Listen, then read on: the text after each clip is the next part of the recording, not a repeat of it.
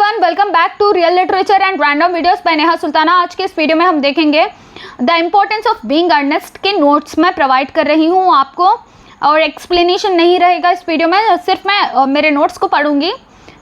वो भी क्यों बोले तो अगर आपको नोट्स मेरे राइटिंग अगर नहीं समझ में आई तो इसके लिए। तो वीडियो स्टार्ट करने से पहले मैं ये कहना चाहती हूँ, अगर आप चैनल पे न्यू हो तो प्लीज़ सब्सक्राइब कर लीजिए, एक मिनट निकाल के सब्सक्राइब कर लीजिए अभी इसी वक्त, और बेल नोटिफिकेशन को भी प्रेस कीजिए। तो चलिए स्टार्ट करते हैं reading. The importance of being earnest, that is a trivial comedy for serious people, is a play by Oscar Wilde and was first performed in 1895. The comedy tells the story of two men who take on the same fictitious identity to escape the burden of high society in London in the Victorian age. Through this satire, Wilde points out the hypocrisy of society and its expectations.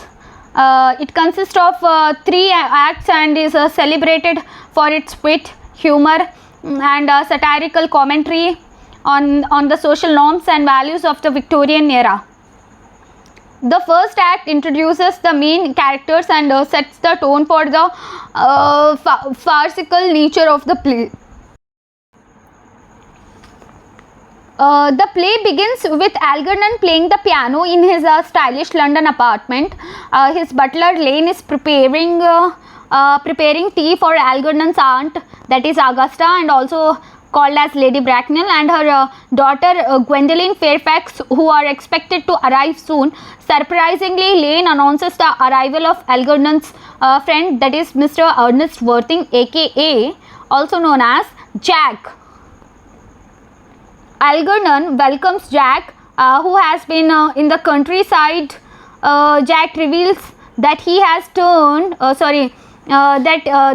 he has returned to propose to Gwendoline, whom he has been courting, romantically pursuing someone.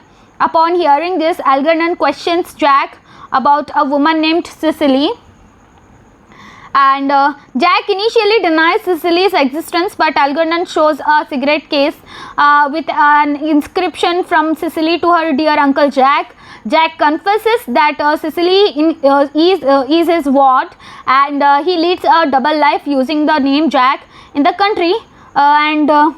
तो ये notes आपको बहुत ही simple English words में है, क्योंकि मैं जब भी ये नोट्स लिख रही थी, अगर मैं कोई भी वेबसाइट का भी अगर देखकर लिख रही हूँ तो मैं उसको एज इट इज़ नहीं लिख रही थी, उसको क्या बोलते हैं, सिंपल इंग्लिश में ट्रांसलेट करके लिख रही थी। तो आपको ये नोट्स समझने में बहुत आसानी होगी, और अगर आप एक बार भी पढ़ लेंगे इसको तो आपको समझ में आ जाएगा कि क्या मैटर है इस ड्रामे का। Enjoy city life. Algernon, also a Bunburyist, that is a deceptive person, confirms his suspicion. Lady Bracknell and Gwendoline, she accepts, insisting she could only marry someone named Ernest. Lady Bracknell interrupts, questioning Jack's living arrangements, finances, and family. Learning Jack was found as an infant, she forbids Gwendoline from marrying him. Lady Bracknell leaves angrily, and Jack and Gwendoline say goodbye. Intrigued, fascinated by Jack's ward, Algernon plans to visit his friend Bunbury. Act second begins at Jack's country state in Hertfordshire, where Miss Prism is struggling to get Cicely interested in her German studies. The rector, Dr. Chasuble, shows up and asks Miss Prism to go for a walk. Left alone, Merriman announces the arrival of Mr. Ernest Worthing. It's actually Algernon pretending to be Jack's brother, and Cicely thinks he is the real Ernest. Soon Jack comes dressed in mourning because his supposed brother Ernest has just passed away. Jack is furious to learn Algernon is at the state pretending to be Ernest, but he has to keep up the act to avoid exposing his own lies. And then Algernon, charmed by Cicely, proposes to her. She is not surprised, as her diary says they have been engaged for 3 months. She shares their imaginary love story, revealing her dream of marrying a man named Ernest. While Algernon hurries to find Dr. Chasuble, Gwendoline arrives unexpectedly.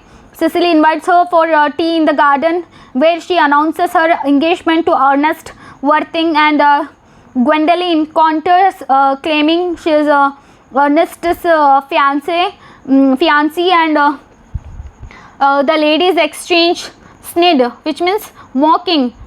They started mocking each other and remarks until Jack and Algernon separately shows up, both having sought Dr. Chasuble to be Christianed as Ernest, or baptized as Ernest.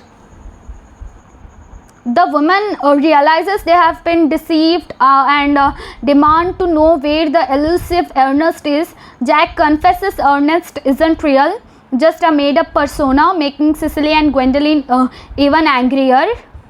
And in Act 3rd, Cecily and Gwendoline talk to Jack and Algernon about their lies, and Jack confesses that he pretended to be Ernest to see Gwendoline, and Algernon admits he used the name Ernest to meet Cecily, and Cecily and Gwendoline forgive Jack and Algernon. They completely forgive them when the men reveal they will be officially named Ernest that day, and Lady Bracknell interrupts the happy moment when she arrives to take Gwendoline away. Lady Bracknell disapproves of Jack and objects to Cecily, and Jack reveals Cecily's wealth, changing Lady Bracknell's opinion, and Lady Bracknell supports Algernon's engagement to Cecily, and Jack, as Cecily's guardian, insists that Lady Bracknell must oppose his engagement to Gwendoline, and at the end of the play, Lady Bracknell accuses Miss Prism of losing her sister's baby many years ago, and Miss Prism confesses that she left the baby in a handbag at Victoria Station, and Jack realizes he is that abandoned child, and he shows the handbag as a proof. They check the library and find an army list confirming Jack's father as Mr. Ernest and John Moncrief. Jack's real name is Ernest, and he embraces his family name, realizing its importance. तो ये video यहीं पे and होती है दोस्तों. उम्मीद करती हूँ आपको आज का ये वीडियो पसंद आया होगा.